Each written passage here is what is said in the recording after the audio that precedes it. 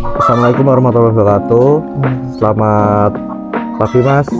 Semoga Mas selalu dalam keadaan sehat dan diberikan pelajaran dan menjalankan aktivitas. Terima kasih banyak karena sudah bersedia meluangkan waktu untuk menjadi narasumber dalam wawancara saya pada hari ini. Perkenalkan, nama saya Ziki Dwianto dengan NIM 05338803, mahasiswa program studi agribisnis Universitas Terbuka. Pada kesempatan ini saya sedang melaksanakan tugas praktik 1 dan tugas praktik 2 yang membahas tentang sanitasi kandang, perlengkapannya, serta persiapan pemeliharaan ternak unggas, vaksinasi pemeliharaan, hingga panen ternak unggas. Melalui wawancara ini saya ingin belajar secara langsung dari pengalaman Mas mengenai praktek pemeliharaan ternak unggas di lapangan, sehingga dapat menambah pemahaman saya tidak hanya teori tetapi juga dari praktik nyata. Sebelum memulai, saya juga ingin memohon izin kepada Mas untuk mendokumentasi kegiatan wawancara ini dan menayangkannya di media sosial sebagai bahan dari bukti pelaksanaan tugas praktik perkuliahan. Dokumentasi ini hanya akan digunakan untuk keperluan akademik dan pembelajaran. Sekali lagi, terima kasih atas waktu dan kesediaannya. Jika berkenan, saya akan mulai wawancaranya. Oke, yang pertama nih Mas, jika boleh tahu berapa luas kandang yang digunakan untuk usaha peternakan ini? Sebenarnya ini kan dulunya itu peternakan broiler, ayam broiler. Ya. Di luas kandangnya ini kisaran di 1.200-an lah. Semua ini karena ada 3 kandang ini totalnya sebenarnya. Tapi karena gulung tikar di masa COVID itu habis, mungkin bisa dikatakan hampir ratusan juta lebih habisnya. Itu terus vakum, akhirnya ngumpulin modal. Dulu yang ngelola kan keluarga, sekarang saya sendiri. Itu sekarang mungkin kisaran luasnya baru di berapa ini? Kisaran 60 meteran ya, yang baru kepakai. Yang total luas kandangnya ini kisaran di 120 meteran. 120 meter. Baru setengahnya lah bahasanya. Iya. Itu berarti panjang kali lebarnya ya? Iya, panjang kali lebar. Oh ya, lebarnya berarti berapa, panjang berapa kira-kira? Ini kira-kira panjangnya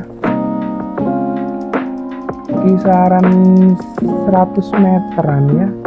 Enggak, kurang lebih.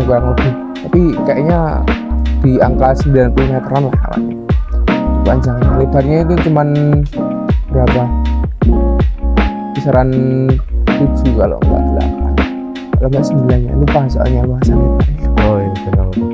Berarti selama ini bagian atau alat apa saja yang biasanya dibersihkan dan disanitasi secara rutin di kandang? Contohnya seperti tempat makan, tempat minum, lantai, dinding, atau peralatan lainnya.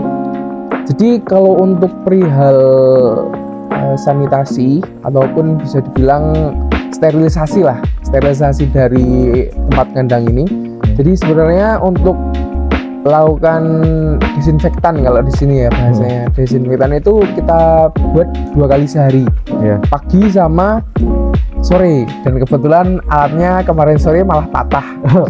Jadi pagi ini belum ada penyemprotan, lagi beli alatnya juga, lagi PO alatnya. Oh iya. Itu jadi untuk desinfektannya 2 hari, dua kali sehari, di pagi sama sore. Terus untuk pembersihannya dari kotoran itu biasanya dilakukan seminggu sekali. Soalnya kalau lebih dari itu nanti pasti ada pengaruh ke produksi telur yang turun. Untuk menjaga kebersihan kandang biasanya Mas menggunakan desinfektan apa? Kalau dulu itu lengkap ya, dari sabun, kemudian GPU yang minyak urut itu, terus ada EM4 juga untuk mengurangi amonia yang tinggi. Terus juga ada pakainya Baiklin. Sebenarnya Baiklin itu di kandungan di Baiklin itu ada kandungannya pembasmi lalat. Jadinya kalau seumpama setelah didesinfektan itu lalat pasti nggak deket, akan menjauh, entah mati entah menjauh, pasti pokoknya akan menghilang lah, menurun kondisi lalatnya. Kayak sekarang kan lalatnya nggak terlalu banyak juga. Iya. Karena kemarin baru aja disemprot. Gimana cara menentukan campuran atau takaran disinfektan yang digunakan? Kalau untuk takaran sebenarnya kalau GPU itu satu botol itu untuk 2 kali semprot. Jadi ngisi mungkin saya ngisi dari satu alat semprot itu kan 15 liter, itu ngisi sehari sekali. Jadi untuk GPU bisa dipakai 2 hari lah. Terus untuk dari backlight-nya itu sekali ngisi di kisaran 150 mili. 150 mili, kemudian untuk sabunnya ya kisaran di 5 sampai 6 sendok makan lah. Oh, oke. Nah, itu yang di alatnya itu apa aja, Mas?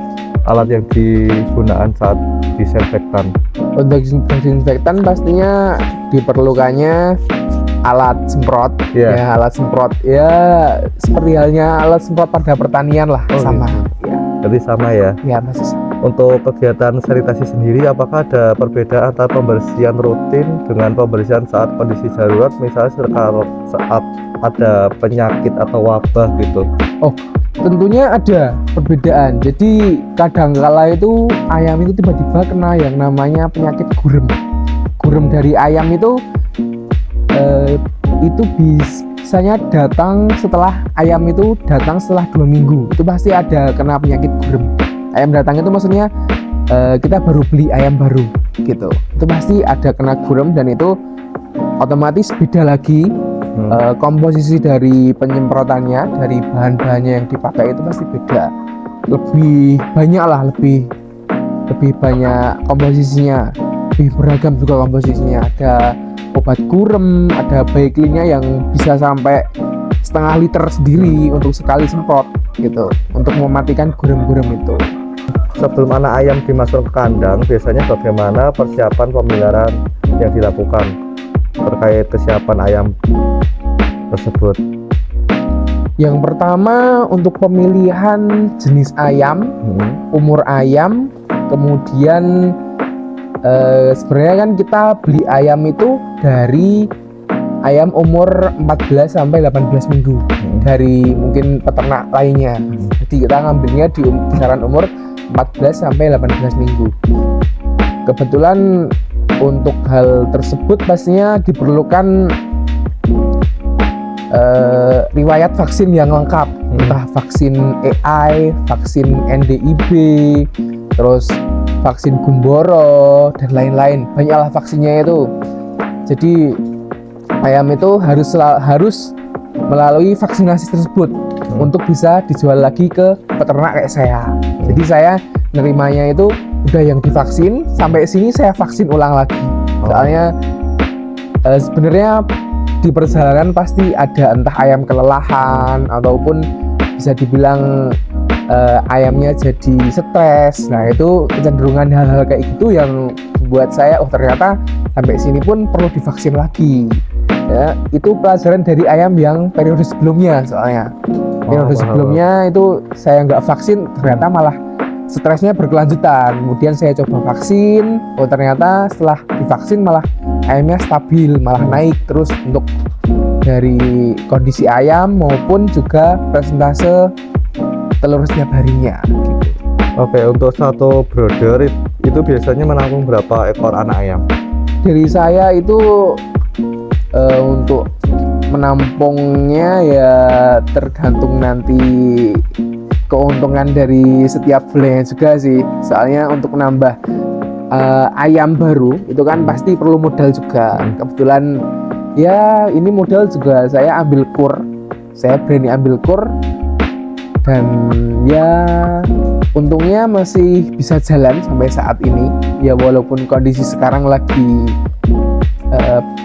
harga telur lagi anjlok-anjloknya, jujur lagi anjlok-anjloknya untuk telur biasa, tapi untuk telur omega ini cenderung stabil. Stabilnya paling minim ya di harga 28 untuk per kilonya. Per kilonya? Iya, untuk sekarang gitu. Jadi berapa suhu brooder yang biasanya dijaga saat pemilihan ayam? Sebenarnya untuk suhu itu kebetulan di sini suhunya sangat sesuai, sangat cocok sekali untuk pemeliharaan ayam ataupun pembesaran ayam dari layer sampai grower gitu, dari layar sampai grower.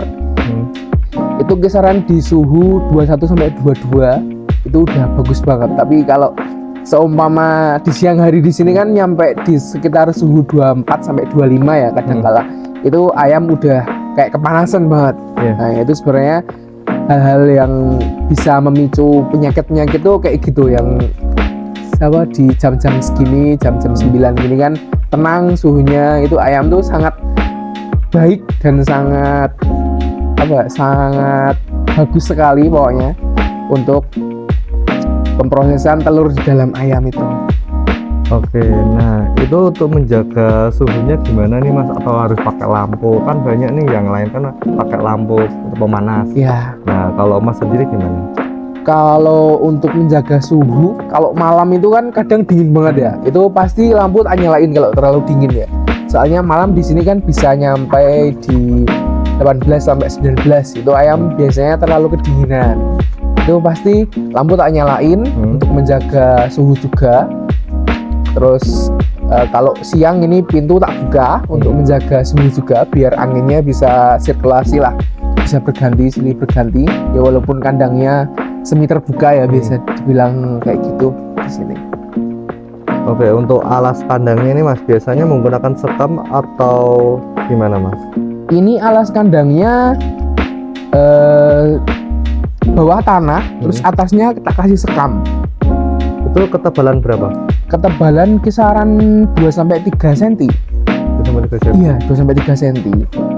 Mengapa ketebalan sekam dan pengaturan suhu sangat penting dalam pemeliharaan ayam? Jadi untuk ketebalan dari sekamnya pasti di poin pertama, kalau sekam terlalu tebal nanti saat pembersihan dari kotoran itu pasti akan ikut keambil juga sekamnya. Kalau terlalu tebal.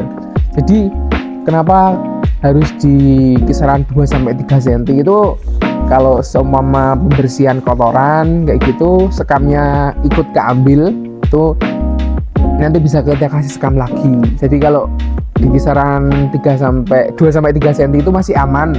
Kalau seumpama keambil kita taruh lagi sekam. Tapi kalau di kisaran mungkin di atas 4 atau 5 cm itu kan kayak sayang gitu, masih ada sekamnya sedikit berceceran gitu.